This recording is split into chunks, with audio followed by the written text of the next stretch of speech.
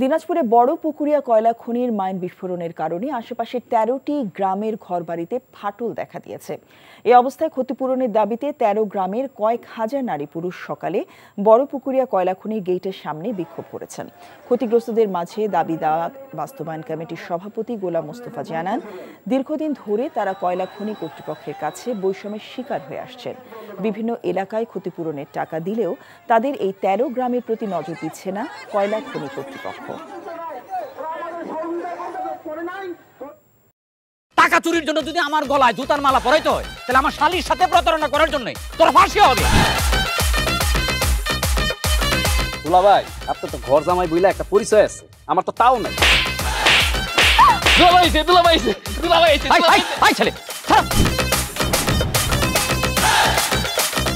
রাজনৈতিক ফ্যামিলির মেয়ে হয়ে ওই কাজ করবে।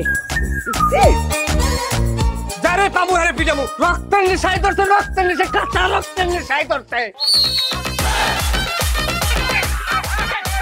তোমার এই পলিটিক্স আমার বাম পকেটে থাকে। পাকুদের বউরে ঝামেলা পাকাই। এই বেটাই, আমি তখন বিয়ে করিনি।